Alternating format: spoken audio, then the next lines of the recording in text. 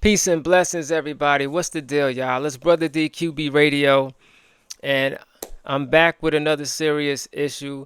Some of y'all, a few of y'all may have seen my first one. CNN had did a report on young people trying to survive in New York City, homelessness. You know, they got jobs and stuff, can't afford the rent, so on and so forth. And now it appears that CBS has done a report down in Atlanta about the same thing. This is called When the Employed Are Pushed into Homelessness.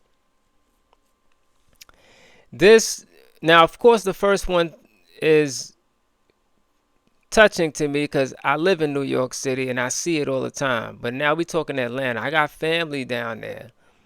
I got a few dudes in Atlanta, but I got family in the outskirts of Atlanta, just in Georgia, period. So this is very interesting to me. I'm looking forward to checking this out, and I will have something to say about this at the end of it, I'm sure, because there's something I've noticed over the last few decades when they do these reports. You know what I'm saying? So, but let's just get into this right here. This is when the employed are pushed into homelessness. If you going through something like this, I pray for you. I know it's hard out here, and I hope you can improve your situation. Keep fighting. We turn now to senior contributor Ted Koppel, who looks at a disturbing reality facing more working Americans than ever: homelessness.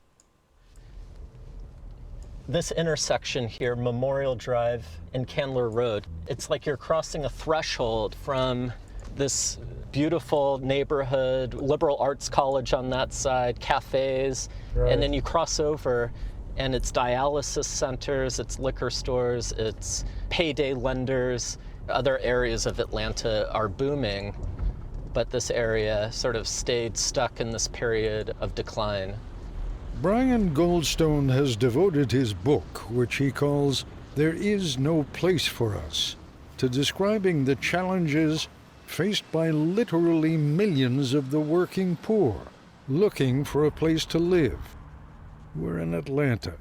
The poor are out here on these peripheral areas. Goldstone has spent the better part of 6 years trying to understand why so many people who work full-time jobs with low wages are homeless. The story we as a nation have told ourselves that hard work is the key to success, that work is an exit from poverty, not having a home, being homeless. What these people show us is that there's something profoundly not true about that story anymore. In the course of his reporting, Has it ever been true that just hard work? And then they say stuff like it's not what you know, it's who you know, and all that kind of stuff. Then you have nepotism, people that own stuff but get their family in and nobody else can work there, this, that, and the third. Then we have discrimination, racism, prejudice, don't want to hire black people, so on and so forth. That hard work slogan, to me, has never been true. Because you can work as hard as you can and still not make it. Then they'll tell you don't work harder, work smarter, right? Goldstone met Celeste, whose name he changed to preserve her privacy. Celeste has been known to work 2 and 3 jobs at a time to support her 8 children. All but one are now adults. Big family. She's inspected boxes at a warehouse, worked at a fast food restaurant, even sold plates of food from her room. Where is their father? She is resourceful. I was working in a corner store from the time I was 10 years old. It always gave me like a sense of pride to do a good job at whatever I'm doing. If she doesn't have a car, she'll walk to work. Sometimes that looks boils sick. down to cleaning and tidying up a convenience shop. Just surviving is a constant struggle. Because at one point, my car was my roof. I slept in my car for a month. With the kids? Yeah, That's got to be tough. it was. What Celeste doesn't have is a passing credit score. I could have the most money, but if my credit score is in a 700, then you don't want me in your property. What totally destroyed her credit score was when an ex-boyfriend set fire to the home that she and her Oh, children were man. renting. Walking into that house was like walking into a black hole. We had nothing. What pushed her and her children into homelessness was the fact that this home was owned by a private equity firm who demanded that she pay rent for the current month's rent and an additional month as well, and she wouldn't get her security deposit back. This was to break the lease on this home that had burned down. The sheriff put an eviction notice in the mailbox of the uninhabitable house. By the time Celeste found the notice, The judge had handed down a default judgment, and by that point, her credit score had been destroyed. which is what brought Celeste, what brings so many desperate people, to what's called an extended stay hotel. Celeste lived here with two of her youngest children for about 3 months. Now, what were you paying here? $520 a week. About $75 a day? Yeah. And that's only if you book online now. If you don't book online and you have to pay them cash at the window, Yeah. then you're paying that. She is really small, Over like the she's years, sick. Celeste has lived in about half a dozen extended stays like this. Extended stay. That sounds so elegant, doesn't it? It does. Come to our extended Yes, stay. yes. And that's how they advertise it too. It actually says, come for a night, stay for a while. Tell me what's wrong with the slogan. It's a trap. A lot of the places are substandard. One of the places where I stayed, there was, you know how you put the mats down in the bathtub to cover supposedly slipping or falling or anything? Well, I pulled my mat up and there was a big hole in the tub. A lot of places have mold and mildew. They cause health problems. If you don't have them already, you will develop them. Celeste was still living in an extended stay when things went from bad to a whole lot worse. Celeste, at one point in there, you found out you had cancer. I had a feeling, man. Breast and ovarian. Why didn't you go to Damn. the doctor? Life was lifing. People who are the primary breadwinners in a low-income family, you can't take the time off to go to the doctor Oh, because man. me missing a 10-hour shift at work, that's the difference of me paying for my room that day. Of course, I want to keep a roof over my head, so sick and all, I'm still going to go to work. What struck me over and over again is just how incredibly resilient you were, She don't have a choice. even after the cancer. How? Why? Because that's the face you have to show the world. There were many nights that I just was on my hands and knees, praying and believing that God made me a promise. And I was gonna do my part because I knew He was gonna do His. Many of these stories are variations on a similar theme, and disproportionately they seem to impact people of color. Of course. Rhea, for example, has 4 children. In the last 2 years, she has lived with her kids in friends' apartments, in her car, and most recently in extended stay hotel rooms. Hello. This is where we stay. It ain't a hell of a lot of room, is it? No. No. There's not a single closet in the place, is there? And this is a little bathroom that we share. And you, 3 of the kids? 3 of the kids sleep in the bed. 3 of the kids. And the oldest one sleeps down there. He's got the best deal of all. Yeah, I try to get one of them to sleep with him, but they don't want to. They all want to be piled in the bed with mama. Rhea has been on her own with the kids since she left a domestic violence situation with the father of her children. Rhea says he never abused the kids. What about you? Yes, he put his hands on me a couple of times. Rhea eventually got a temporary protective order. No more abuse, but also no more child support. He's not allowed to be around me or the kids for 2 years, so I can't talk to him, his family, no one. So Why isn't he paying child support? that goes through the court. That's automatically taking out your check. I'm not understanding that. Is it because what did the judge say? Well, since you can't be around your kids, you're not gonna pay child support. Dude's been paying child support, trying to see their kids when the mother won't let them see their kids. I don't understand. Everything is basically on me. Ria's 20-year-old son helps where he can, working some overnight shifts at Amazon, but she also has a 7-year-old son with major medical issues. Damn. He was born with congestive heart failure and he has severe asthma. I've been in and out of the hospital with him 3 or 4 times a month. I'm in and out of ICU with him. And that makes it all but impossible to keep a full-time job. Ria struggles to pay $375 a week just for that extended stay room, working a patchwork of part-time jobs like driving for Uber. I think what was so shocking is that this kind of living situation is not cheaper than an apartment. No, it's often not. double or even triple what an apartment down the street would This is cost. crazy.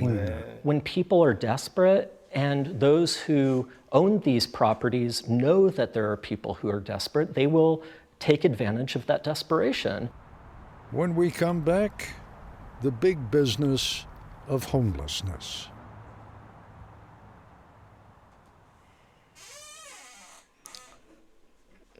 It's a goddamn shame, man. Once again, Ted Koppel reporting on homelessness in the ranks of America's working poor. It's a goddamn shame, man.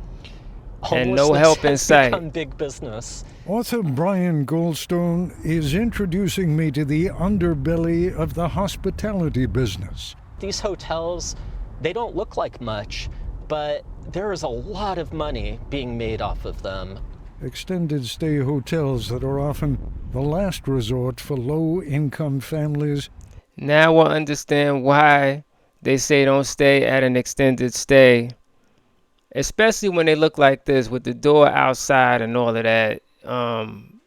They always say don't stay at these spots because they low key homeless shelters, but not really. They charging them more than what they would pay in a regular apartment in an apartment building or a private home or something. This shit is crazy. With poor credit who've become homeless.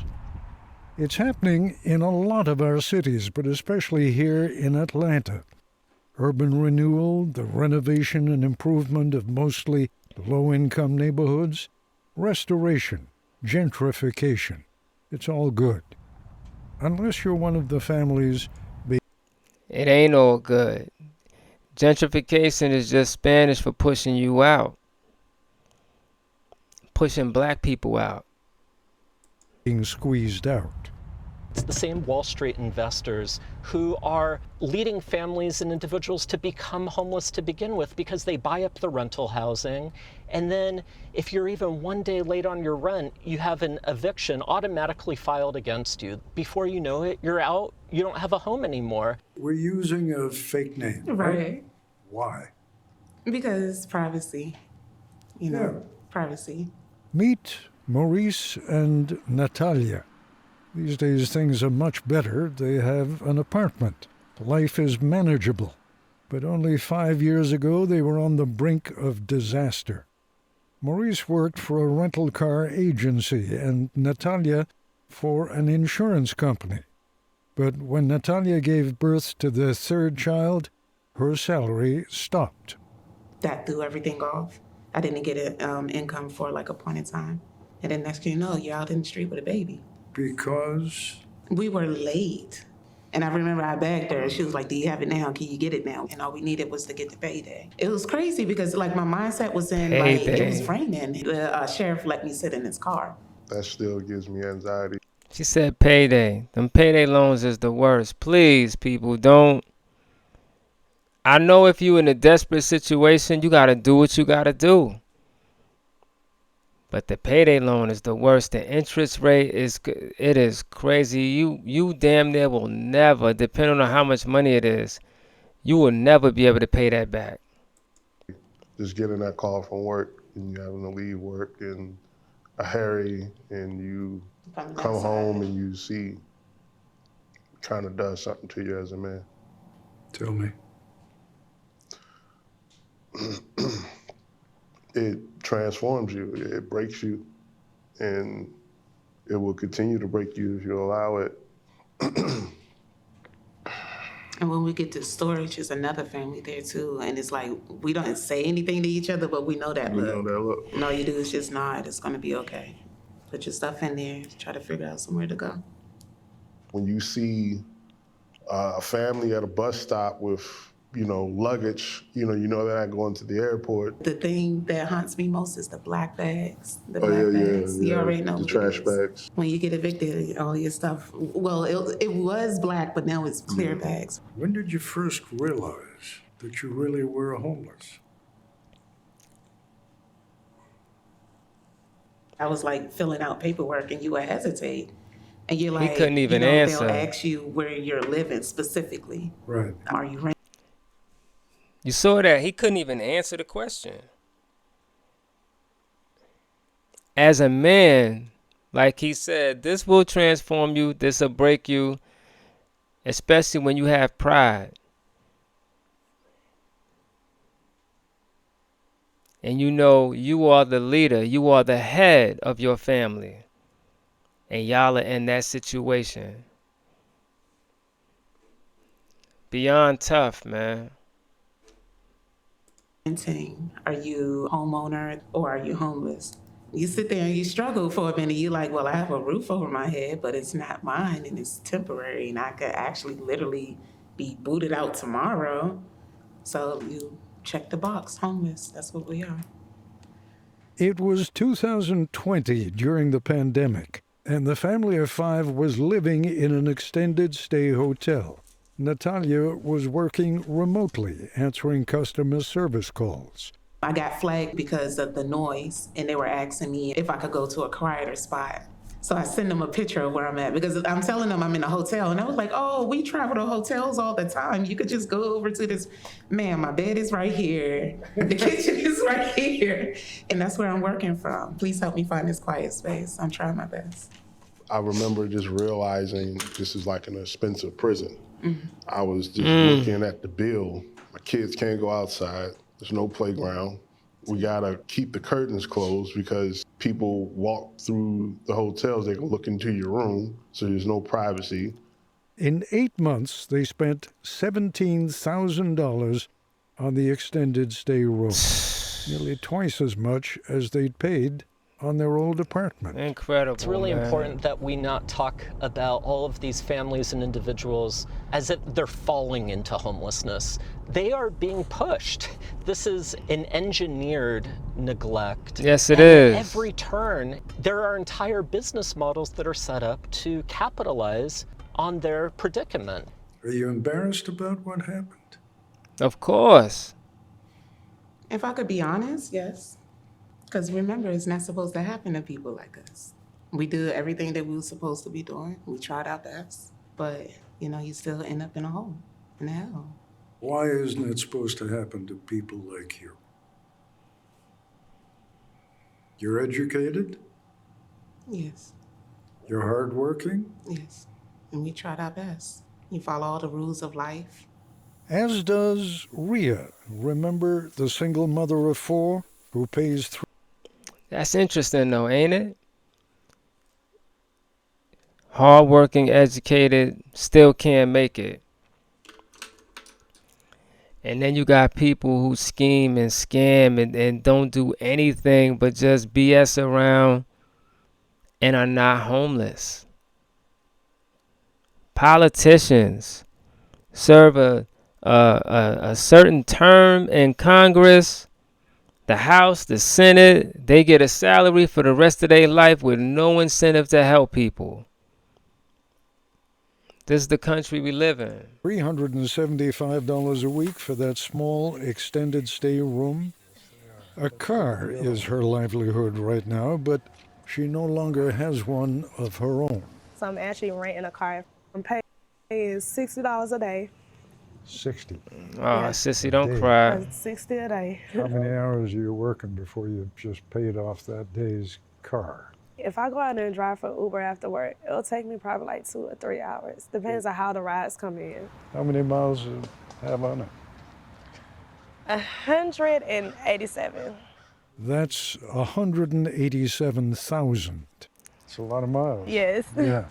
How are the tires? Horrible.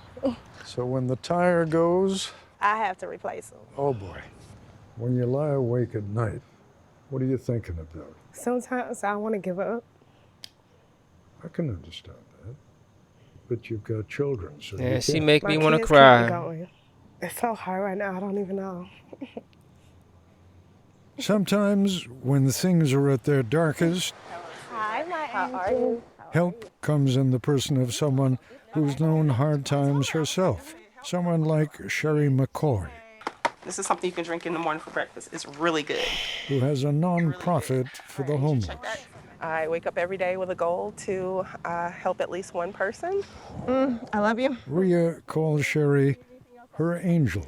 We are a mutual aid organization, so I reach out to our generous community, and oftentimes people donate. Sometimes they don't, and that's when we dip into the reserves of good old credit cards. Ah, My own personal man. ones. What does it take to keep your family going Jesus. in a week? Between my room, my car, and all the other expenses, I'm pushing 12 a week. 1,200. Mhm. How hard do you have to work to make $1,200? I'm constantly driving from 2 in the morning, and sometimes I won't sit down until 8 o'clock at night. Could you work any harder? If I could, I would. Oh, God. Yeah.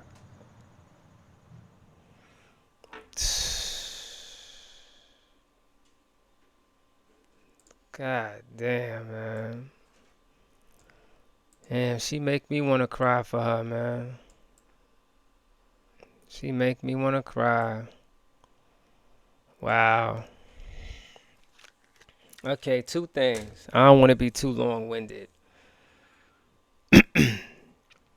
You do know, at any point you could be homeless. Let me explain how. Some of y'all already know this, though. If you have a house, that house is not yours. Even the land, even if you own the land and the house is not yours, because if you don't pay tax on it, if they come up with some technicality about domain and all that, they can take it from you. And they'll try their best to take it from you. Right now, people in Brooklyn are going through stuff because people are stealing deeds. But this is happening to black people. They're stealing deeds in Bed-Stuy and Brooklyn, all over the place from older black people. Even if you have an apartment, and my man told me this the other day. He was like, technically I'm homeless. He said, my landlord can come to me and say, well, I sold the building to such and such. They don't want any of the people in here. Now, of course, there's a court battle, right? That would happen behind that. If you can do it, if you have the patience and the A, B, C, and D, the money, so on and so forth, pay for an attorney to fight. But he was like, they can come and say, it's a wrap. It's a wrap. He said, now I would have to squat. He said, but if they want to come and say everybody got to get out of here, he was like, what? The other thing is this.